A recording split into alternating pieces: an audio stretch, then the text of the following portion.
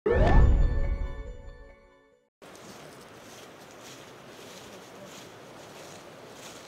ხეობა, რომელსაც თელი დღის მანძილზე შეიძლება 2-3 საათი მოხდეს მზე და ძალიან მალე ღამდება.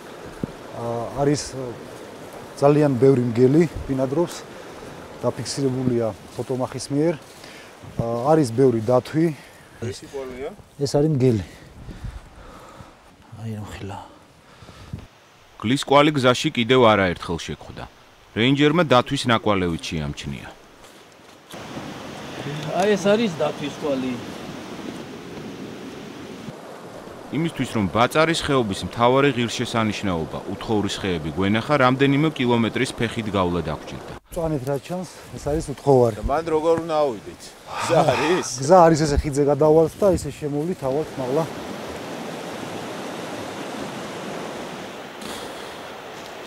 მესამეული პერიოდის რელიქტური სახეობა უთხოვარი ან ურთხელი საქართველოში ბევრგან იზრდება, მაგრამ ყველგან ერთეულების სახით.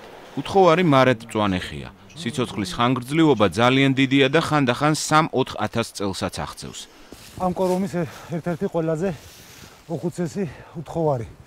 გარშემოწერილობით თუ ვიმსჯელებთ, უნდა იყოს დაახლოებით 1500 წლის. სოფლიოში ალბათ ამასაკის ხეები ძალიან იშვიათია. ძალიან იშვიათი და ამ ყველაფერს სჭირდება დაცვა და შენახვა. ამისათვის გვესაჭიროება უკეთესი ინფრასტრუქტურა, შესაბამისი კადრების სიმრავლე, რომ უკეთესად დავიცვათ ჩვენი ნაკრძალი.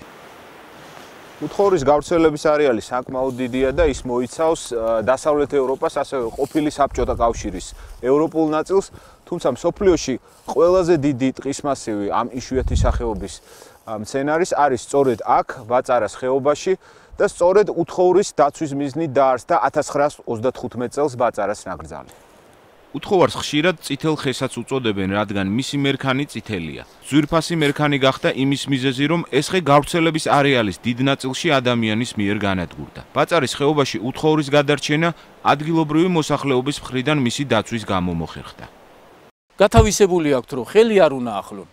ამიტომ არის, რომ ამდენი საუკუნეები შემორჩა და დღემდის არის და მაშინ არ იყო არც ნაკრძალი, არც ის, მაგრამ როგორ გადარჩა, ესე იგი ხალხი ერიდებოდა თვითონ.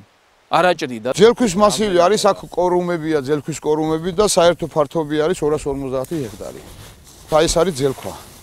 ძელქვა კიდევ ერთი იშვიათი და ძვირფასმერქნიანი სახეობაა, რომლის ყველაზე დიდი ტყე საქართველოში ახმეტის რაიონში ბაბანეურის ნაკრძალშია. გერმანელი მეცნიერები იყვნენ და დაახლოებით 500 ნახევარი საუკუნის ხე არის. ესე გაზომეს. ესეთი ზომის ხეები, დიდი ზომის არის კიდევ შემოვლებული. კი არის. არის, მაგრამ ეს არის აი თითოეულურად.